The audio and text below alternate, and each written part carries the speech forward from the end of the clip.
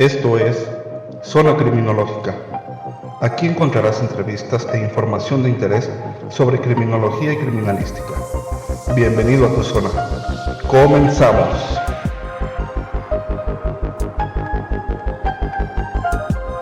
Buenas tardes, bienvenidos a Zona Criminológica.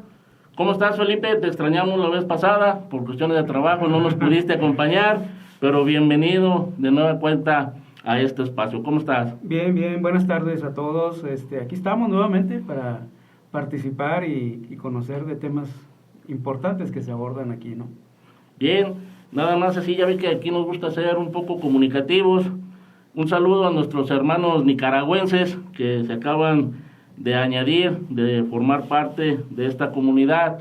Gracias por escucharnos, gracias por seguirnos. El día de hoy les quiero presentar al profesor Juan Pablo García Hernández. Él es licenciado en Psicología, egresado de la Universidad de Guadalajara, es maestro en Ciencias del Comportamiento con orientación a las neurociencias, también egresado de la Universidad de Guadalajara, y cuenta también con un doctorado también en Ciencias del Comportamiento con orientación a las neurociencias. Tiene como experiencia 5 años como profesor investigador y colaborador de la Universidad de Guadalajara y 1 año como docente en el Colegio Libre de Estudios Universitarios. Bienvenido, profesor Juan Pablo García Hernández, un placer tenerlo aquí, un placer que nos haya regalado tiempo para estar con nosotros.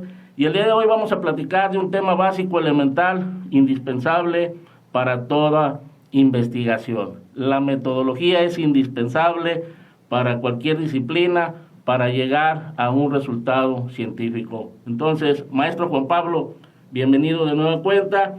¿Podría explicarnos qué es la metodología de la investigación? Claro, ¿qué tal? Buenas tardes, mucho gusto, gracias por la invitación, maestro Luis, maestro Felipe. Un gusto estar aquí para platicarles un poco de lo que es la investigación. Bueno, más que la investigación, el contexto ya propiamente de la metodología de la investigación, la cual pues es una herramienta, es una disciplina que sirve a cualquier investigador o a cualquier persona que esté interesada en la investigación para que mediante esta herramienta, mediante esta disciplina que es un conjunto al final de métodos, podamos obtener resultados confiables, medibles sobre lo que queremos evaluar dentro de la investigación. Creo que este tema y el tema específicamente de la metodología es básico en estas carreras de criminología y criminalística, ¿no?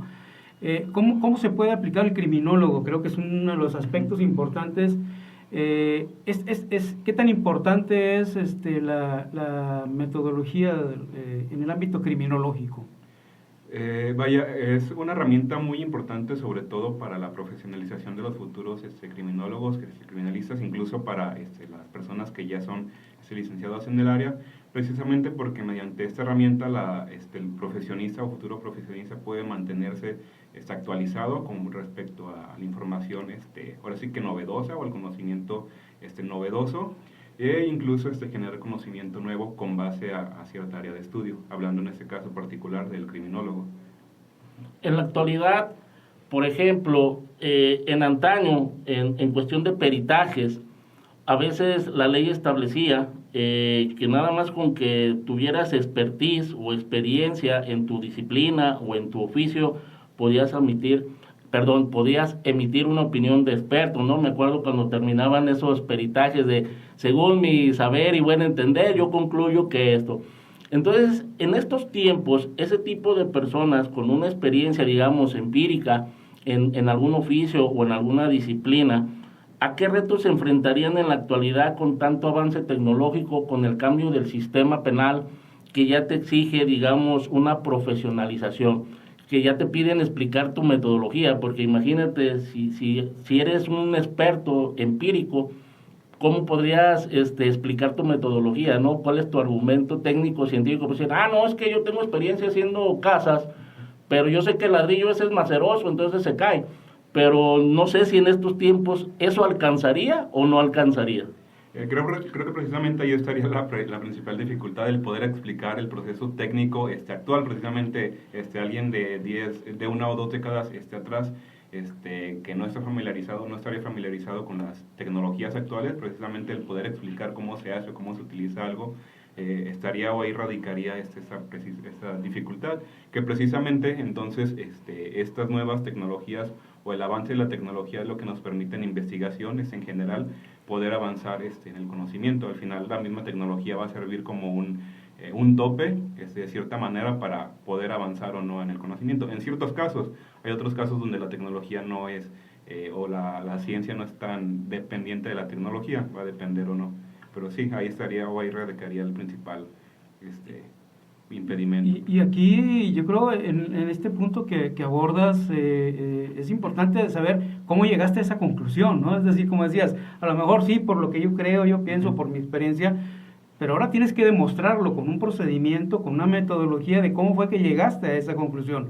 No es nada más tu idea o tus piensos, ¿no? Como dicen algunos, sino que la parte del procedimiento y los pasos que llegaste para llegar a ese resultado, ¿no? Y eso es lo valioso de seguir un procedimiento y de seguir una metodología en cualquiera de los ámbitos que se estén investigando, ¿no? Exactamente, que ahí entonces, ahora sí nos ayudamos de la metodología, es decir, lo que queremos lograr, cómo lo vamos a lograr, es decir, de entre el conjunto o variedad de posibles métodos que existen, cuál es el que más me va a servir para querer lograr lo que yo quiero seguir, y ahora sí, ya seleccionamos el método que nos va a servir y seguirlo ahora sí sistemáticamente y ordenadamente para poder obtener también resultados verificables y que sean objetivos también dentro de la cabida. ¿Cuál sería la metodología básica? Porque podemos hablar dentro de la diversa gama de métodos o de procedimientos para investigar, para llegar a un fin. Por ejemplo, tenemos métodos de investigación cualitativa, cuantitativa, investigación de campo, metodología, no sé, de análisis de conducta. ¿Cuál sería la principal base dentro de la formación de un criminólogo o de un criminalista? Porque a veces se tiene la idea de que la teoría es aburrida, de que la teoría no sirve, no funciona. Entonces, ¿qué podemos explicarle a las personas que nos escuchan la importancia o la relevancia que tiene este tema, aunque en apariencia es teórico? ¿Cuál es su importancia dentro de la formación y de la capacitación de los perfiles en cuanto a un criminólogo o a un criminalista? Ok, primero, no consideraría que hay como una metodología o un método como base o que se pueda aplicar general, porque precisamente, bien lo mencionabas en esa parte de que pues siempre va a haber una teoría de respaldo o una teoría de trasfondo dentro de lo que queramos conocer o dentro de lo que nosotros nos queramos preguntar, como ahora sí como pregunta de investigación central o como incógnita central. Entonces, algo que yo siempre les menciono a los alumnos cuando vemos estas clases de manera inicial es que siempre la teoría va a dictar la parte del método, es decir, qué es lo que quiero conocer y cómo lo quiero conocer. Entonces, siempre va a ir de la mano teoría y método. Entonces, básicamente sería esto, no hay un método base, más bien ese va a ser determinado por lo que queramos conocer en concreto. Ahí entonces entra el punto principal, y la principal pregunta es el objetivo que queremos, ¿no? Y partiendo de ahí, ya qué método vamos a utilizar. Así es, ¿cuál sería la manera más adecuada de responder lo que queremos responder? Que, insisto, todo se sustenta principalmente con una incógnita central, que sería nuestro principal objetivo. Ahora, normalmente siempre la que se ha enseñado como método es el método científico, ¿no? Que creo que es el que se ha aplicado como parte de... ¿Han aparecido, como en otras áreas, disciplinas, ciencias, han aparecido nuevos métodos o si se sigue trabajando con la parte de cuantitativa, cualitativa, científico, inductivo, deductivo? O sea, siguen siendo estos mismos que me queda claro que se pueden aplicar, ¿no? Es decir, sí. Están aplicables. ¿Pero han aparecido nuevos métodos? Hablando como método científico, como concepto general, sigue vigente y es el que sigue rigiendo, por así decirlo, ahora sí la metodología de la investigación. Al final la metodología de la investigación toma el método científico como base para siguiendo esos pasos, lograr conocimiento científico, que ya ahora sí, ya adentrándonos en el método científico y en los diferentes métodos que partirían de este concepto, ahora sí ya estaría el cualitativo, cuantitativo, inductivo, deductivo, pero todo está englobado dentro del mismo método científico. Dentro de esto, tal vez lo que siga cambiando o evolucionando más bien conforme va avanzando el tiempo son las diferentes pasos o los diferentes instrumentos o herramientas que ahora sí nos van a servir para poder extraer el conocimiento de la realidad, por así decirlo. Ahí las herramientas creo que son importantes en cuanto a la tecnología, ¿no? En muchas áreas se trabaja, para la parte cuantitativa, pues se apoyan de herramientas como el Excel, que es algo que ayuda a trabajar, a conocer la parte de los números o cantidades. Exacto. ¿No? Sí, estas al final no dejan de ser herramientas mediante, entonces yo quiero conocer tal cosa de la realidad, tal cosa de mi fenómeno de estudio, ¿a qué voy a recurrir? Pues a escalas, a pruebas, incluso a un polígrafo, a medidas fisiológicas que están muy apegadas entonces al avance tecnológico. Y estos mismos avances, pues ya, ¿qué tipo de análisis voy a hacer? Si me voy a apoyar de un Excel, de alguna otra prueba estadística, software estadístico y demás. Entonces sí, son herramientas muy útiles, que al final son tal cual herramientas que van a facilitar al investigador el poder conocer lo que quiere conocer, saberlas utilizar, cuándo utilizarlas, por qué utilizarlas. Hablando de esos avances tecnológicos, yo le pregunto, quiero hacer esta introducción para hacerle la siguiente pregunta y que nos regale su opinión. Sabemos que la tecnología, los avances tecnológicos nos han facilitado mucho, pero muchísimo la vida. ¿Qué tanto ha influido en la práctica, o desde su opinión o desde su experiencia, que el analista o el perito o el científico o el experto en determinadas disciplinas empiece a depender más de lo que le dice un software, una máquina, una tecnología, y deja un poquito de lado su razonamiento, su parte humana, su inteligencia humana para decir, permíteme, o sea, sí, el software me dice esto, pero a lo mejor hay algo que no está bien? ¿Eso influye o no influye, o ha influido en algo?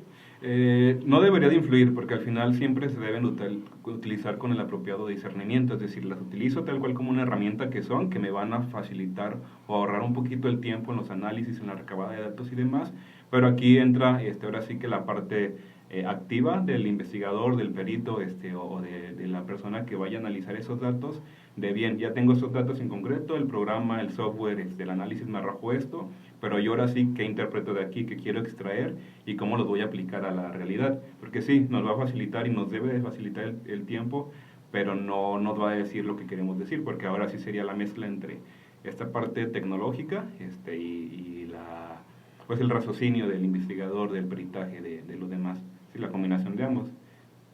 Porque entonces el experto debe concluir que efectivamente la tecnología es una herramienta de uso.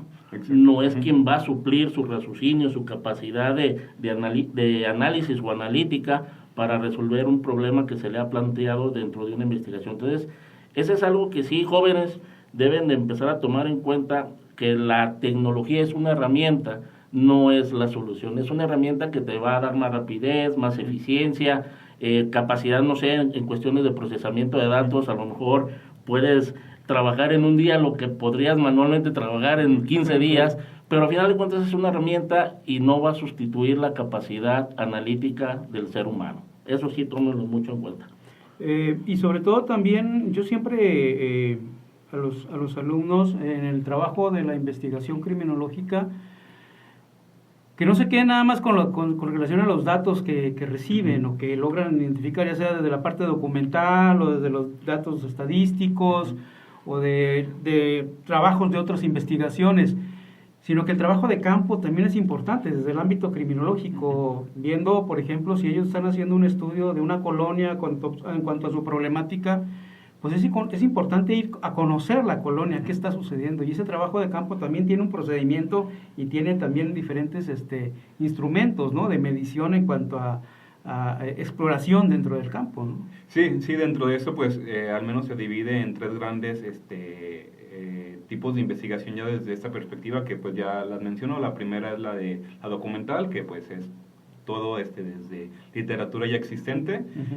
Pues ya está la de campo, e incluso está la investigación experimental, que tiene ligeras diferencias con la de campo, pero a grandes rasgos ambas consisten en acudir al escenario real, recabar información, con la pequeña diferencia en que la experimental hay una manipulación por parte del investigador, y en la de campo no, en la de campo se toman los datos tal cual como existe el escenario. Pero sí, en ambos casos, experimental y de campo, son complementarias y deben de ser complementarias precisamente, como dice, para que la persona ya como tal conozca este ámbito, conozca el contexto, conozca a qué está enfrentándose. Ahora, ahorita que mencionas desde el ámbito experimental, hay algunos que dicen que en criminología no se puede experimentar porque, pues, ¿cómo vas a matar a alguien para ver qué sintió el homicida, ¿no? O cómo generar violencia en una comunidad para ver cómo se está dando.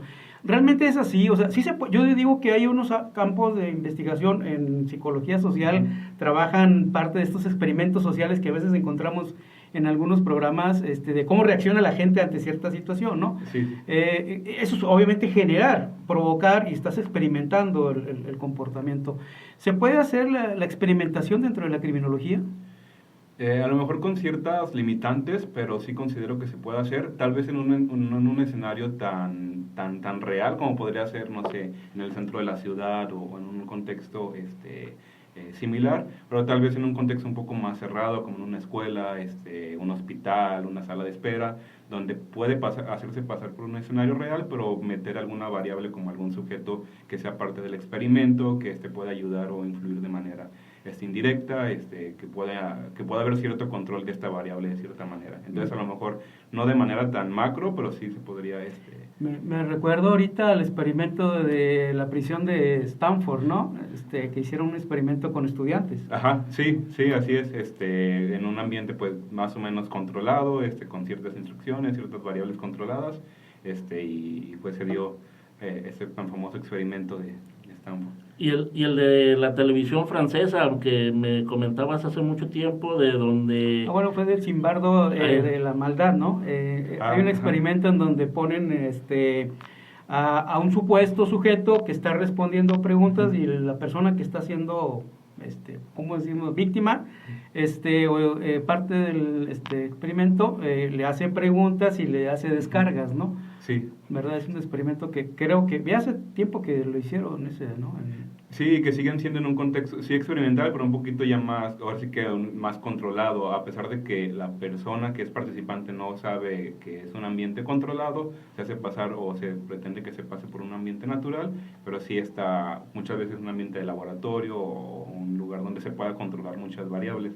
Sí, y ahí obviamente se buscaba identificar hasta dónde puede llegar la capacidad del ser humano en causar un daño o maldad, dándole una instrucción, porque había una persona con una bata que era el que le decía, pues síguele, ¿no? Y hay un caso también, no recuerdo el nombre y el año, se los debo para el próximo programa, de una mujer que era artista y ella se puso en una habitación sola y dejó que durante 24 horas las personas tenían una mesa con flores, con herramientas, con martillos, pinzas, no sé, y dejó que 24 horas ella era como una cosa inanimada.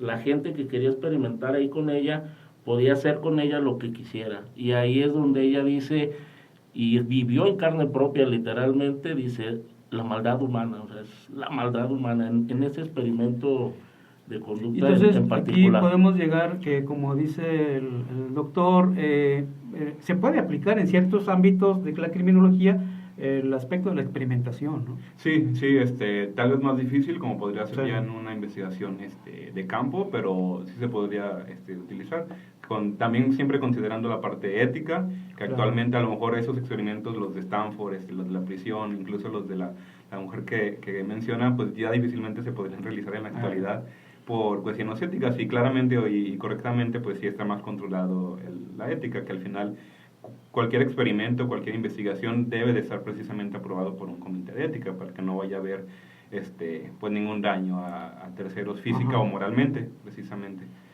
Sí, porque imagínate experimentar de esa manera y causar un sesgo, no sé, psicológico, moral, la responsabilidad que implicaría. En ese sentido, ¿cuál sería el reto de un investigador en la actualidad bajo ese escenario?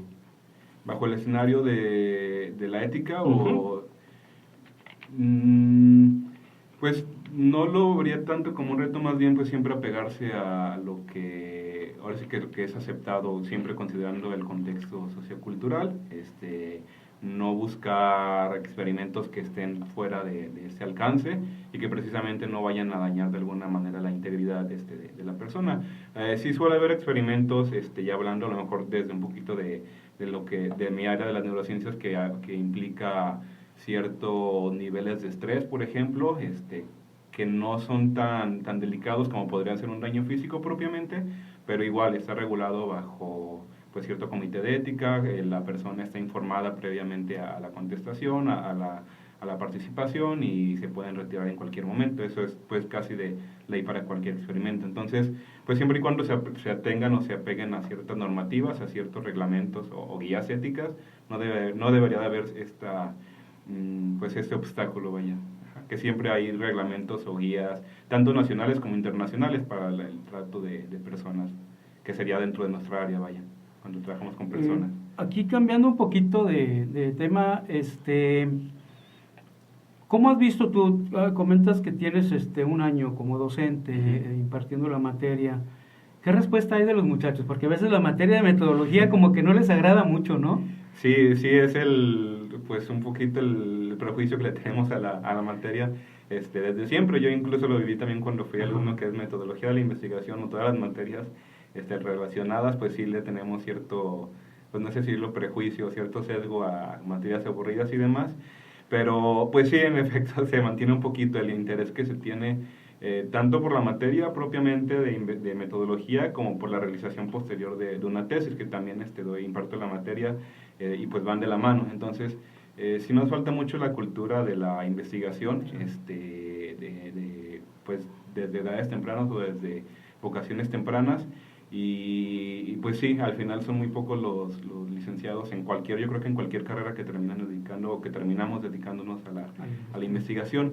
Sin embargo, algo que sí me gusta como hacer el hincapié, tanto cuando doy la materia de metodología como cuando doy la de seminario, que bueno, está bien, tal vez muchos no tengan interés genuino en hacer investigación, en dedicarse a la investigación, pero es relevante también conocer o aprender cómo se hace este procedimiento, precisamente para si ya cuando seamos profesionistas o en una etapa futura de nuestro estudio nos encontramos o tenemos que revisar estudios científicos, también saber cómo interpretarlos, saber por qué lo hicieron, saber por qué aplicaron esta metodología y no otra, incluso saber discernir si lo que estoy leyendo, a pesar de que es un artículo científico ya publicado, es válido o aplica para mí, o lo puedo cuestionar incluso, y nos va a servir independientemente si somos investigadores o no. Nos debería de servir esta materia para nuestro futuro pues labor como profesionistas.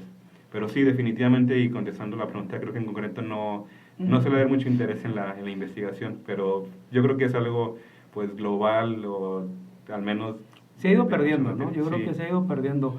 Esta parte que comentabas respecto a la necesidad de investigar, es que la traemos, esa inquietud, nacemos con ella desde niños. Desde niños tenemos esa inquietud de aprender y conocer. Yo no sé en qué momento la perdemos, pero sí se ha perdido, ¿no? Y esto debe ser un, digamos, simbólico, jalón de orejas, porque dicen, usted es bien agresivo, todo quiere andar ahí jalando, no se crean. Esto debe ser un foco rojo, un llamado de atención para cualquier profesionista. Porque, como hablábamos en el principio, en la introducción, a veces se consideran que este tipo de materias, en apariencia teóricas, son aburridas, no son funcionales, no nos aportan nada. Pero precisamente cuando, digamos, quienes se dedican a ser peritos o testigos expertos, ya como son nombrados en el nuevo sistema, cuando les preguntan, porque esa es una de las preguntas de cajón, ¿qué método utilizaste? Debes dominar de la A a la Z la metodología que tú utilizas en tu disciplina en particular para sustentar, argumentar y explicar por qué llegaste a esa conclusión. Si no dominas tu metodología, si no dominas tu disciplina, ahí es cuando empiezas con el y se te cae. A lo mejor hiciste un peritaje, hiciste una investigación de 10, pero cuando se te cuestiona y no sabes explicar tu método, es ahí donde viene el gran problema. Entonces, muchachos, no subestimen la materia. Sabemos que a muchos no les gusta leer, no les gusta investigar, como dice el maestro Felipe. No sé en qué momento nos perdimos, por eso yo hacía alusión a la tecnología, porque en apariencia parece que nos hizo flojos. Y es donde yo trataba de poner en la mesa ese tema, de decir que a veces como que se genera esa mala percepción de que, el aparatito, la tecnología, así como le aprietas al despachador de agua fría caliente, al aparatito o a la herramienta que tú estás utilizando para eficientar tu trabajo, va a suplir el conocimiento y la expertise que tú tienes que desarrollar. No sé, profe, yo así les jalé las orejas, no sé si usted está de acuerdo conmigo o me va a regañar.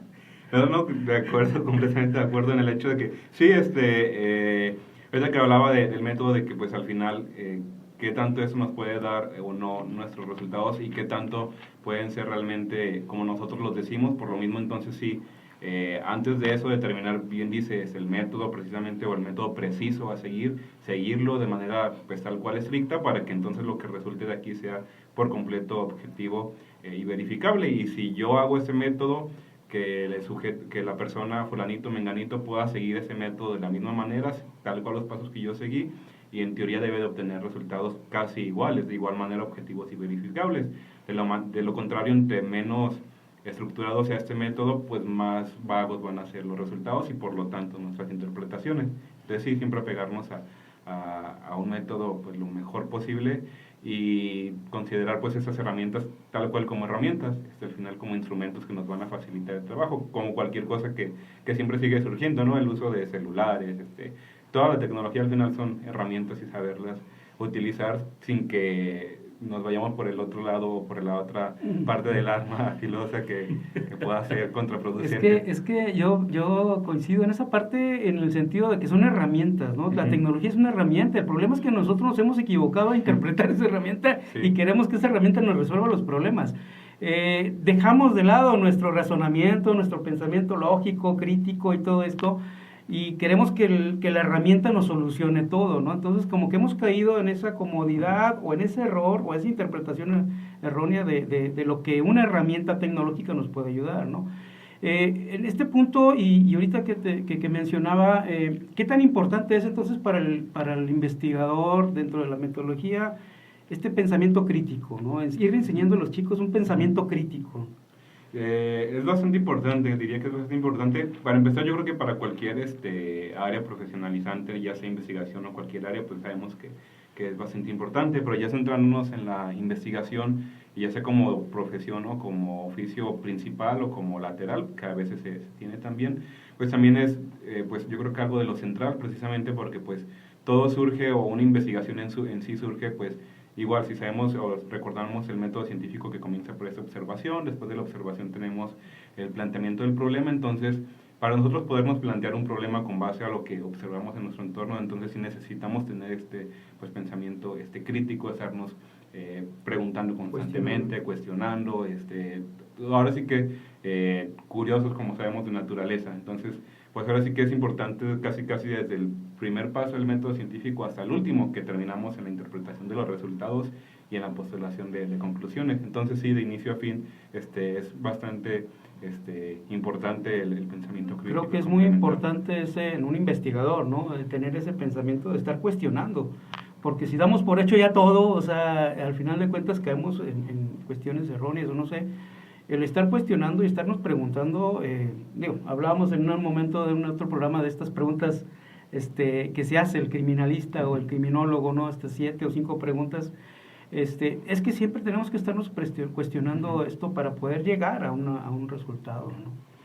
Y también lo comentábamos en otro programa, no recuerdo cuál, que a mí en lo particular, y si no, a lo mejor lo dije en clase, ya ni me acuerdo. Ya el Alzheimer anda con todo conmigo. Pero a mí sí me llamaba la atención en antaño que 2 peritos o 2 testigos expertos de la misma disciplina, de la misma materia, utilizando, se supone, el mismo procedimiento, el mismo método, la misma actualización, llegaran a 2 conclusiones distintas. Entonces, eso sí me llamaba mucho la atención, porque dije, pues si utilizamos los mismos métodos, ¿por qué sale distinto? Entonces, ¿alguien no hizo bien su chamba o qué pasó? Entonces, eso me llama mucho la atención. Y aprovechando, profe, que usted tiene expertise en ciencias del comportamiento, por ejemplo, la pregunta que dejábamos en el escenario, en el programa de criminología, ya más allá de si el delincuente se hace o nace, hablabas tú sobre la criminología positiva, que a veces, digamos, una persona que nace en un núcleo que todo apunta que es un factor que lo puede encaminar a ser un delincuente, toda su familia tiene antecedentes, vive en una familia o en un núcleo criminológico, o criminógeno, perdón, y él no. ¿A qué se debe? ¿A qué se deberá? Él decía ¿por qué no estudiar esa criminología positiva del comportamiento humano? Es decir, es que, no sé si estén de acuerdo conmigo, es común que digan, papá borracho, hijo borracho, papá maltratador, hijo maltratador, o sea, son las réplicas. Sí, es un factor muy que puede incidir mucho en la conducta de alguien, pero también hay personas que no. ¿A qué se deberá? No sabría una respuesta exacta, está difícil la pregunta, pero yo consideraría que era muy enfocado a los factores exógenos, porque a pesar de que, pues sí, o sea, los factores exógenos más externos no tan los inmediatos, porque los inmediatos, pues, como dices, la tendencia o lo que esperaríamos es que sea como todo su factor inmediato, pero no sé, a lo mejor esta persona en particular en la escuela tuvo otras, o se enfocó en otros aspectos de la clase, o tuvo amigos que sus demás familiares no tuvieron. No sé, detallitos que a lo mejor fueron sumándole, lo que había en televisión, lo que escuchaba, etcétera, que al final él termina yéndose por otro lado, o incluso ahorita se me ocurrió, el mismo aprendizaje observacional, que al final yo observo a mi familia, que es la que es criminal, la que tiene todos esos factores, y no observo no me retroalimentan que tengan una retroalimentación pues a favor, es decir, no tienen resultados positivos, pues entonces yo trato de evitar lo que ellos están haciendo, ahora sí aprendiendo lo que de la manera contraria, por así decirlo, lo que no debo de hacer, al final como un tipo de aprendizaje observacional o aprendizaje vicario, lo que no debo de hacer por lo que observo de los demás. Entonces, un claro ejemplo es esta personaje de la familia Peluche, ¿no? La chica que es diferente a todos. ¿Por qué no puede ser una niña normal? Creo que pasa, ¿no? Pasa en las familias. Y platicamos con el doctor de genética que nos decía obviamente que se transmiten a través de los genes ciertos rasgos característicos de padres o de madres en cuanto a personalidad. No va a ser igual que el papá, obviamente, claro, ¿no? Porque como dices, el contexto urbano, social, la familia, la manera de asimilar ciertas situaciones es diferente en cada uno de nosotros.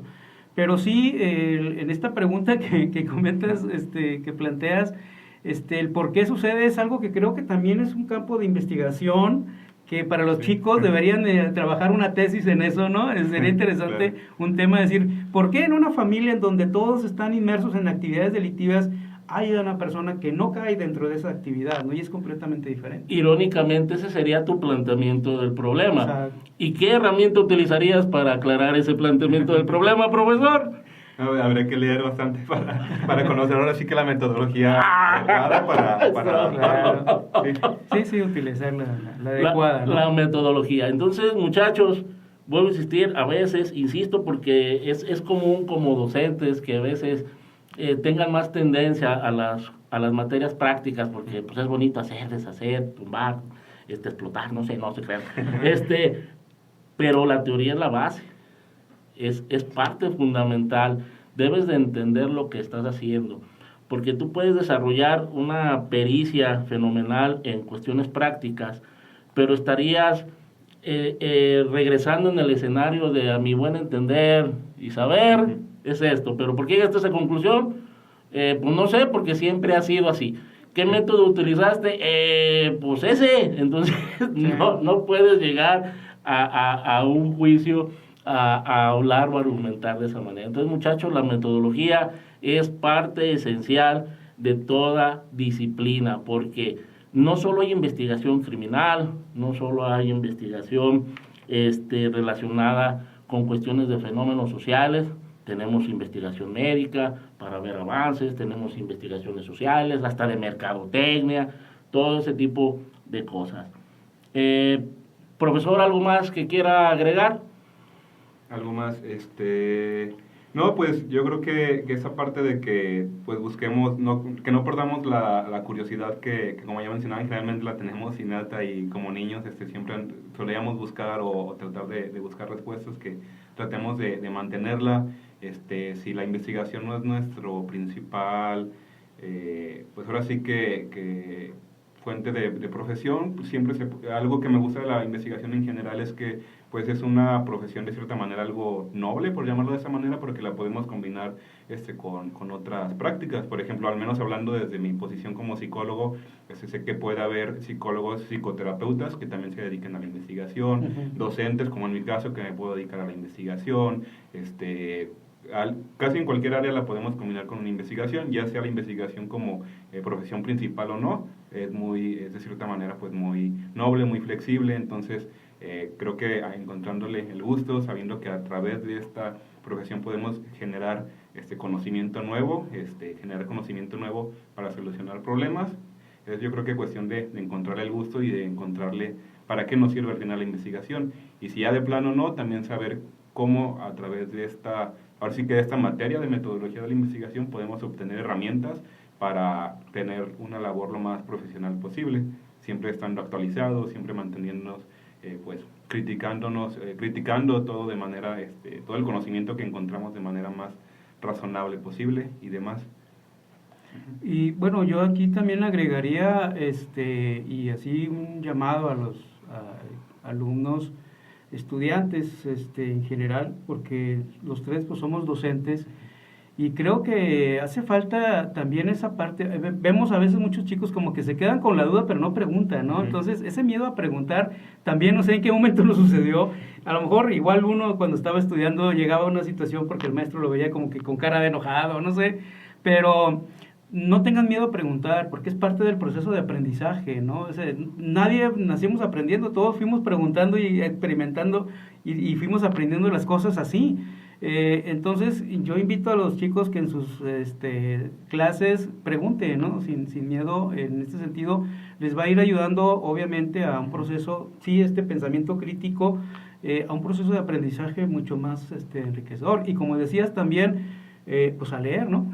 O sea, a investigar por su cuenta. Fíjate, yo ahorita que hacías ese comentario de las preguntas, nosotros crecimos, no sé si a usted le tocó, profe, usted es un jovenazo a comparación del par de abuelitos que estamos aquí, nada se crean. Nosotros crecimos en el aula cuando nos decían los maestros, no hay preguntas tontas, hay tontos que se quedan con sus dudas. Pero yo les quiero cambiar esa pregunta, muchachos, por otra que en lo personal pues considero mejor. El que pregunta no se equivoca. Se las dejo en la mesa, se las dejo de tarea. Y algo más. No, bueno, complementando esa parte de las preguntas, me vino a la mente hace un par de semanas, asistí a una conferencia de un amigo investigador también, y él hablaba de la investigación. Él básicamente decía que de repente creemos que los investigadores saben mucho, y él decía, no es que los investigadores saben mucho, más bien los investigadores somos muy preguntones, y que estamos buscando cómo responder a esta pregunta, que ahora sí ya viene todo lo demás, de con qué método, con qué lo demás, pero más bien no saben mucho, no sabemos mucho, más bien queremos preguntarnos mucho o queremos respondernos muchas preguntas. Profe, usted tiene una página, tiene un perfil en Instagram. Sí, tengo pues este pequeño proyecto que lo inicié hace un par de meses, más o menos aproximadamente. Me gusta un poco, bueno, me gusta además de la difusión que hago dentro de la ciencia, me gusta también la divulgación, y esta página, este proyecto está enfocado precisamente a la divulgación, en específico de la psicología, pues con un tinte científico. La página en Instagram la pueden encontrar como cerebro.científico. Tiene todavía pocas publicaciones, pero tengo el objetivo de irle incrementando, de tener más material. Está empezando como todo, y poco a poco, ¿no? Entonces ahí los invito a seguirme en cerebro.científico. Muchas gracias, profesor. No, pues agradecer al doctor, creo que fue una excelente charla, aprendimos todo de esta parte importante. Reitero que a veces a los chicos como que no les agrada mucho estas materias, pero creo que es base, como decías al principio, desde el ámbito, ahora el nuevo sistema también es importante que sepan cómo explicar a esa conclusión que llegaron, ¿no? Entonces, en la investigación criminológica igual, entonces es un tema muy interesante que después pudiéramos, como las demás charlas que hemos tenido con los demás maestros, retomar más específico, pero creo que completamos la parte general en cuanto a la metodología de la investigación. Sí, es que es la idea, empezar a hablar sobre generalidades y ya después puntualizar sobre temas en particular. Pues bien, muchachos, para nosotros ha sido todo un placer estar con ustedes el día de hoy. No se olviden que grabamos y transmitimos desde la Cámara GESEL del Colegio Libre de Estudios Universitarios, Campus Guadalajara. Espero que ya hayan escuchado el primer capítulo del caso de Ana Fernández. Espero que les haya agradado. Pongan los comentarios. Sí, ahí, ¿no? sí, que pongan en los comentarios ahí si les gustó o no les gustó. Y viene la segunda parte, ¿eh? No se olviden que viene la segunda parte y no se pierdan el gran final del Diario del Criminólogo con el caso de Ana Fernández, episodio 2. Pues Felipe, nos vamos. Agradecemos y gracias por su atención y pues nos vemos la siguiente semana. Muchas gracias, profesor, le agradecemos su tiempo, le agradecemos que nos haya regalado este tiempo para platicar con usted de un tema muy interesante. Mucho gusto, muchas gracias por la invitación. Gracias. Y muchachos, no se olviden, estamos en Instagram como Zona Criminológica. Si no nos encuentran fácilmente, pues nada más pongan hashtag Zona Criminológica o Zona C y van a encontrar el perfil de inmediato. Esto fue Zona Criminológica. Nos vemos hasta la próxima. Adiós.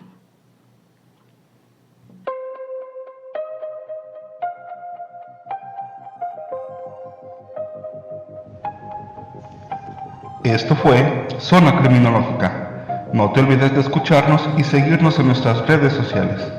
Hasta la próxima. Los comentarios aquí realizados son responsabilidad de quien los emite.